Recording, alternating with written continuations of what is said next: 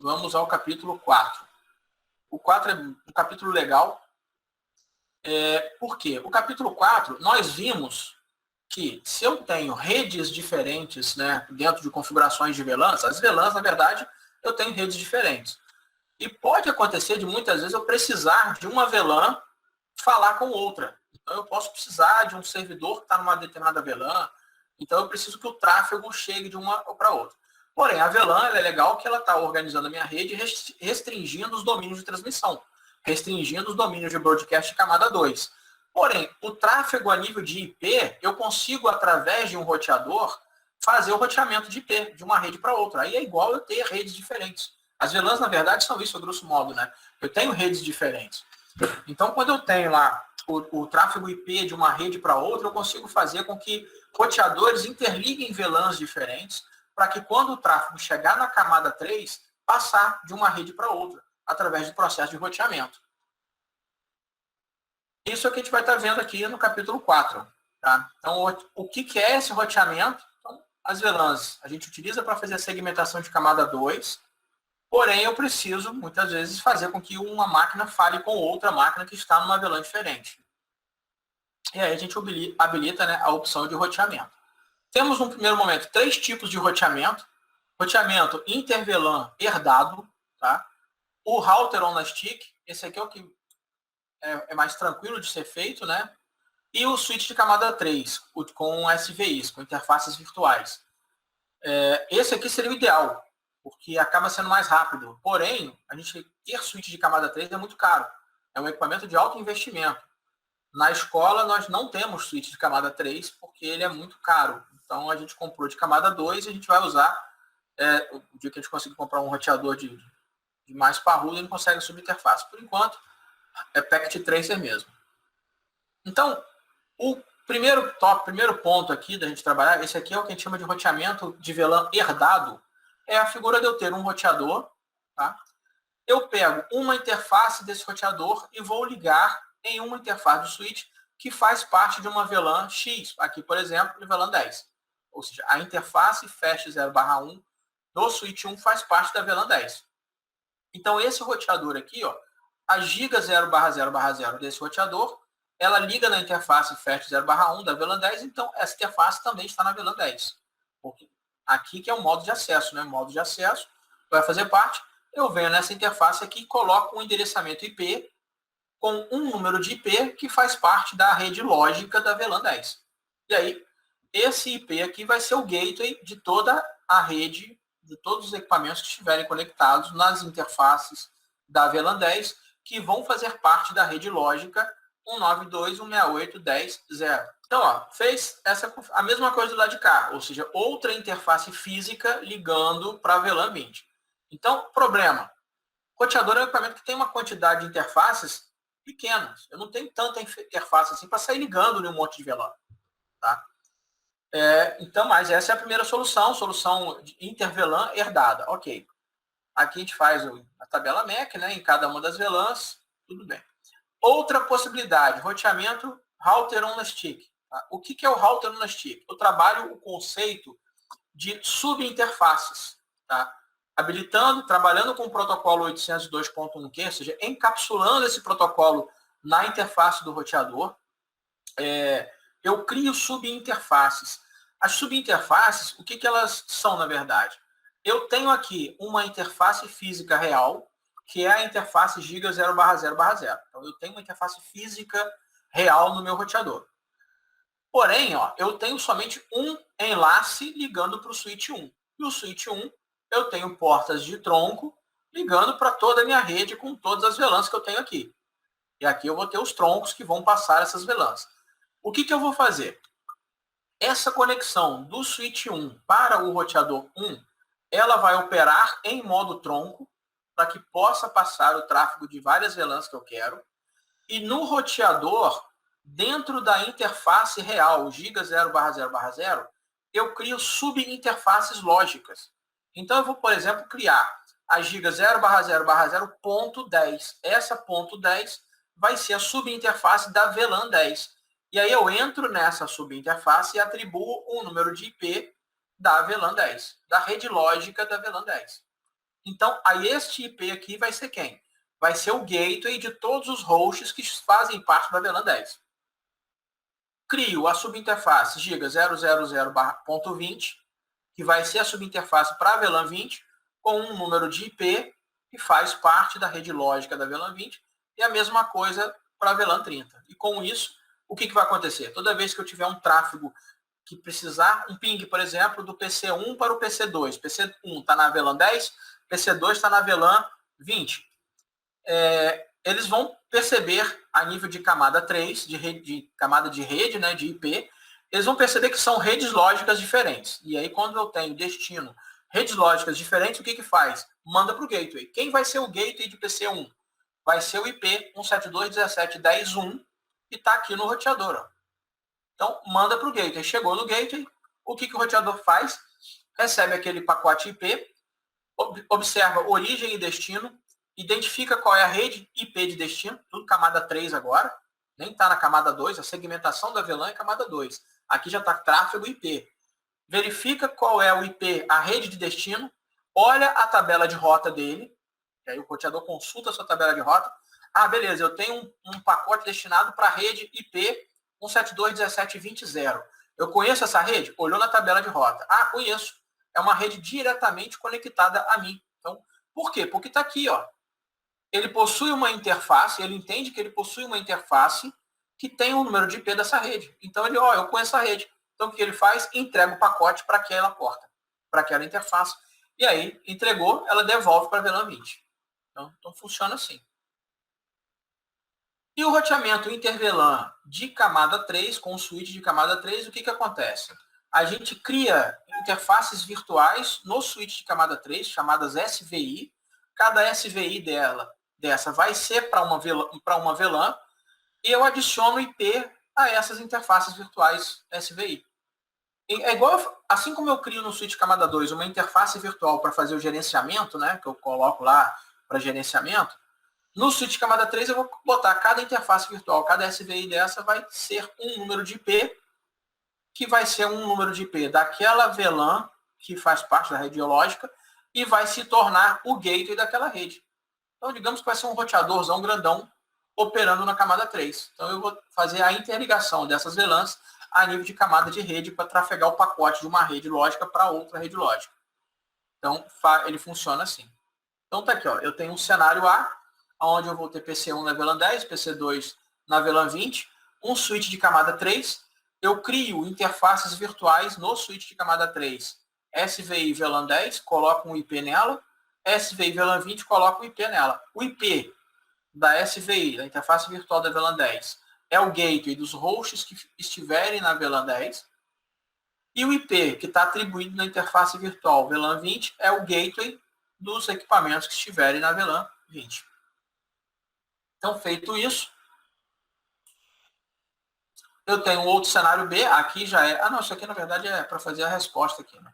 Aqui já é um cenário de VLAN herdada, e o cenário C, aquele conceito de subinterfaces. 4.2, aqui já é para implementar, né? Tanto que a gente nem faz o de VLAN herdado, é mais o router on stick. O que eu vou fazer? Vou criar as subinterfaces, definir o tronco, ó. Esse enlace, modo tronco, na FAST 0/5. Aqui, modo tronco. E aí, como é que... Endereçamentos IPs e as VLANs, subinterfaces, endereço IP que eu vou atribuir nas subinterfaces, que vai ser o gateway das redes. Aqui, possivelmente, a de gerência. E aí, eu vou fazer as configurações. Ó. Criar e nomear as VLANs, criar a interface de gerenciamento, configurar a porta de acesso, configurar a porta de trocamento. Isso eu vou fazer em S1. Então, no primeiro momento, ó, criei as VLANs, dei o nome, saí, criei a VLAN, dei o nome, saí, criei a VLAN de gerenciamento, nome, saí. Está aqui, VLAN de gerenciamento, entrei na interface, estou em switch 1 ainda, que não é o switch, não é roteador, não é nada, é o switch camada 2 para comutação. VLAN 99, que é de gerência, adicionei o IP, no shutdown para subir essa interface, adicionei o gateway para aquele switch. Portas de acesso, Fast Ethernet 0/6. Essas aqui são as portas que vão ligar quem? Os PCs. Mode Access, VLAN 10, ou seja, fecha a Ethernet 0/6, está na VLAN 10, subir a interface, ok. As portas de entroncamento. Quem vão ser as portas de entroncamento de S1? Fast 0/1 e Fast 0/5. Então, Fast 0/1, switchport mode trunk, poderia colocar o ideal switchport, trunk, allowed, VLAN 10 e 20. Entrei na Fast 0/5, switchport mode trunk, também poderia colocar switchport, trunk, allowed, VLAN não sei o que. Comando End para finalizar. Em S2, também configurar o entroncamento e as VLANs. Mesma coisa, criei as VLANs em S2. As mesmas VLANs, os mesmos IDs, os mesmos nomes, tá? Para facilitar. E o ID tem que ser exatamente o mesmo. VLAN de gerência. Observe que a VLAN de gerência, ó, eu sigo a mesma rede lógica. 192.168.99.3. Em S1 foi 192.168.99.2. E no R1 vai ser 1. VLAN de gerência, adicionei o IP, gateway, interface que vai ligar o PC, configurada, modo de acesso, acesso na VLAN 20, no shutdown. Interface que vai ser o tronco, modo de tronco, também poderia colocar switchport, trunk, allowed, tá? Para poder a VLAN que eu quero que passe. E também definir as VLANs nativas, se for o caso. No shutdown para subir e end para finalizar. Então, já fiz as configurações dos dois switches. E aí eu vou configurar as subinterfaces. Até aqui, capítulo 3, foi o que nós vimos. Aqui agora é a configuração que eu faço no roteador para implementar as subinterfaces. Encapsular o protocolo 802.1Q, o .1Q, que faz a questão da subinterface. E aí vamos lá. Ó. Interface giga 000.001.10. Então aqui, ó. Só em dar isso daqui, eu já crio a subinterface .10, que é para VLAN 10, dentro da interface física real giga 001. Então criei essa subinterface, coloquei uma descrição, então aqui, description, e aí eu coloco aqui, ó. É o gateway padrão para VLAN 10. Então, coloquei a descrição ali, posso escrever o que eu quiser. Encapsular o protocolo .1Q com qual VLAN? O ID da VLAN aqui, ó, VLAN 10. Então, fiz isso. Adicionando o endereço IP e a máscara para esta subinterface. Esse aqui é o IP que vai ser o gateway dos hosts da VLAN 10. Ó. É o IP que tem que fazer parte da rede lógica que está atribuída na VLAN 10. Exit.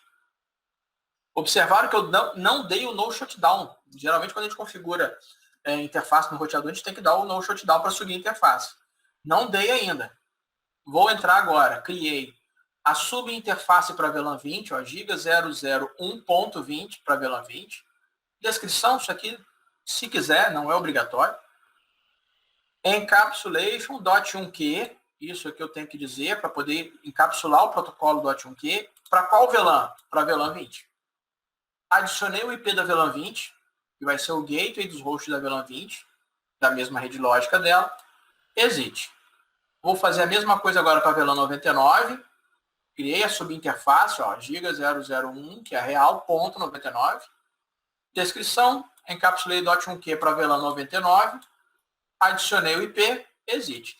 E aí agora o que eu vou fazer? Agora eu vou entrar na interface física real, giga 001, entrei na interface física real, coloquei a descrição que eu quiser, e aí sim eu dou o no shutdown. Porque depois que eu criei as subinterfaces, aí eu vou lá e dou o no shutdown. Quando eu der o no shutdown, na interface física real, aí ele vai subir as subinterfaces todas para mim como up. Tá? Então, primeiro eu crio as subinterfaces, faço as configurações das subinterfaces, depois eu dou o no shutdown na interface física real. E aí, verificar a conectividade, é só eu dar um ping lá, que basicamente já vai estar habilitado o protocolo de roteamento, porque vai sair de um PC, pela VLAN, vai até lá no roteador, volta e entrega no outro PC. E aí o roteador faz o roteamento entre as VLANs. Verificação de roteamento, a gente tem comando show IP route, para poder entender, verificar a tabela de rota do roteador. Então aqui, ó, quando eu der o show IP route, né, começando com gateway, eu já vou ver que existe aqui agora as subinterfaces criadas, ó, 20, subinterface da VLAN 10, subinterface da VLAN 99, e ele conhece as redes lógicas agora. Por isso que ele já sabe o que entregar e aonde entregar. Justamente porque faz parte agora de redes diretamente conectadas. Olha o Czinho aqui. Ó. Redes diretamente conectadas, e aqui eu tenho um número do IP atribuindo a interface local. Ele vai enxergar isso na tabela de rota, igual nós vimos já em outros momentos, as redes que fazem parte para fazer o repasse ali, o roteamento dos pacotes. Aqui, o exercício PECT 3, para vocês fazerem, praticar um pouquinho. Mais um laboratório, daquele esquema que eu falei, adicione os equipamentos, façam. E aí vamos entrar no switch de camada 3, tá? Que aí ele vai fazer... A vantagem de trabalhar com o switch de camada 3 é porque a comutação, né, o roteamento é implementado por hardware, então ele acaba sendo muito mais rápido. O roteador, ele tem que processar os pacotes de subinterface, é um processamento tudo via software. Essas subinterfaces, elas são criadas via software, então acaba tendo uma demanda maior de processamento. Quando a gente trabalha com switch de camada 3, é o próprio hardware agindo. Então a gente tem uma velocidade de comutação ali, uma velocidade de roteamento muito maior. Uma velocidade de repasse de pacote de uma porta para outra muito maior, porque o próprio tráfego é muito maior. Além da quantidade de portas, um roteador de um switch de camada 3 também, então tem várias vantagens. Entretanto, switch de camada 3 tem um custo de investimento muito maior do que um de camada 2. Então, a gente vai aplicar isso a situações e situações, né? Então, ó, de camada 3, ele vai encaminhar de uma VLAN para outra usando interfaces virtuais comutadas, que são as SVIs, tá? A nível de camada 3, ou seja, a nível de endereçamento IP através de portas roteadas. Aqui, mesmo exemplo, ó, PC1, PC2, VLAN 10, VLAN 20 e o switch camada 3. Aqui eu vou ter a própria interface fazendo parte de uma SVI com endereçamento IP nela, na interface. Então eu vou ter, ó, VLAN D1, as VLANs, elas vão receber endereçamento IP nas interfaces SVIs criadas no switch de camada 3. E aí eles conseguem fazer esse roteamento. Então, ó, primeiro passo para criar. Eu vou lá no switch de camada 3.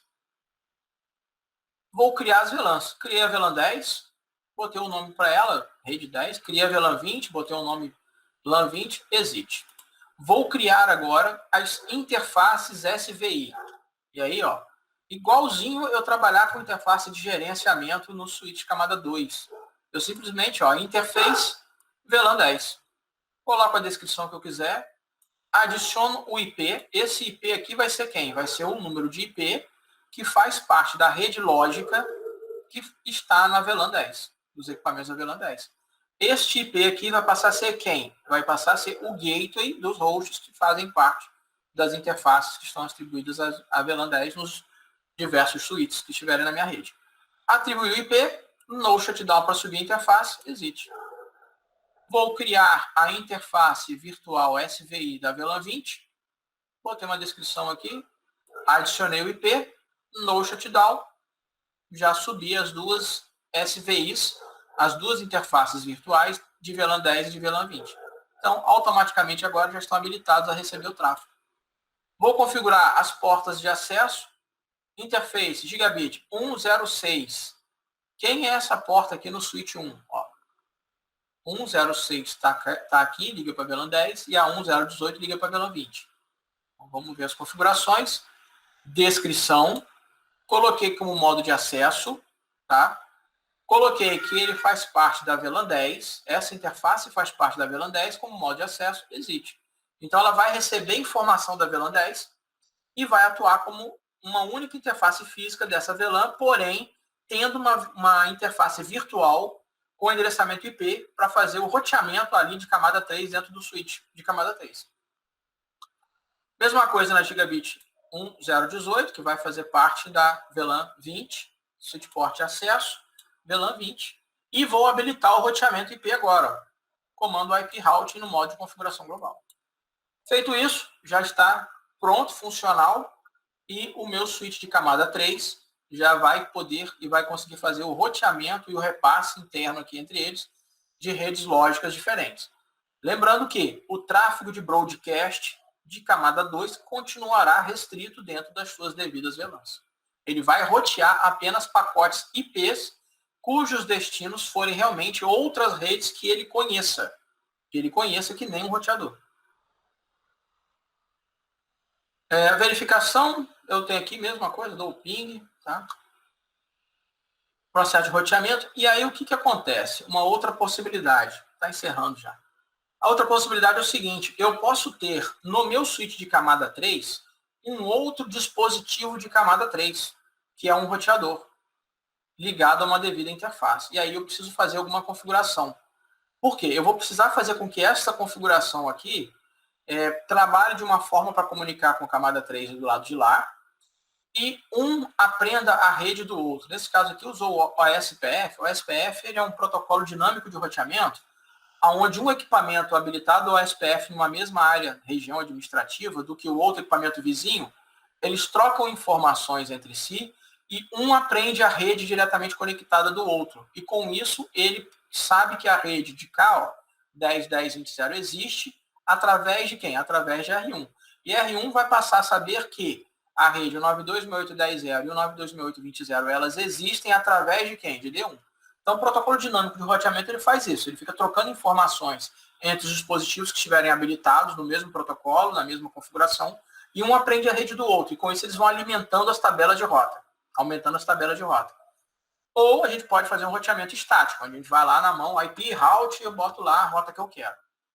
Tá? Então, aí como é que eu vou ter que fazer essa configuração? Configuro a porta, mesma coisa. Ó. Vou configurar gigabit 101, na verdade está errado aqui, ó. É gigabit 001, tá? 001 não é 101. Então entendam aqui como 001. Descrição, eu vou desabilitar o modo switch port de camada 2 nessa porta. Então essa porta que está ligando ao outro dispositivo de camada 3, eu preciso desabilitar o modo de switch port dela. Por isso eu dou o comando no switch port. Adiciono o endereço IP daquele enlace. Então está aqui, ó. Esse enlace faz parte da rede lógica 10.10.10.0. Essa é a rede lógica. E aqui vai ser o ponto 2 e aqui vai ser o ponto 1. Então eu venho aqui, adiciono o IP nesta interface, dou o no shutdown e exit. Beleza. Ativo o roteamento com IP route. Configuro o roteador e aqui, ó, o que ele está fazendo? Ele está habilitando no switch de camada 3 o protocolo OSPF para uma rede administrativa 10, tá? E anunciando as redes que ele possui diretamente conectadas a ele. Então aqui está fazendo um protocolo de roteamento dinâmico. Tá? E aí eu teria que fazer a mesma coisa também no roteador, com o mesmo protocolo, com a mesma, a gente chama de distância, área administrativa, essas coisas. Ou eu poderia colocar aqui uma rota estática, IP route para a rede 10.10.20.0, 10.10.30.0, que está lá do outro lado, vai sair por uma interface e tal. Poderia fazer isso. Tá? O SPF foi só para nível de dizer o que é. Verificar o roteamento com o comando show IP route, ou seja, ele passa, olha só, ele aprendeu, o Ozinho aqui vem do SPF, ele aprendeu que existe a rede 10.20.20.0 via quem? Via 10.10.10.1. Quem é 10.10.10.1 aqui? 10.10.10.1 é o roteador. Ele aprendeu que existe essa rede aqui. Tá? Então, ele recebe as informações do roteador. Isso porque está protocolo dinâmico de roteamento. Eles trocam informação entre si, um informa para o outro as redes diretamente conectadas que ele tem. Mas a gente poderia fazer um roteamento estático para colocar na mão. Então, verificar a conectividade é só dar o ping, né? Para eu saber se um PC vai comunicar com o outro. Com isso, é um cenário específico quando eu tiver dispositivos que trabalham especificamente de camada 3, como o roteador ligando em switch de camada 3. Tect trace para vocês fazerem e a gente fecha o capítulo 4. Ó, viu? Hoje foi a toca de caixa. Com isso, a gente fecha o capítulo 4 também.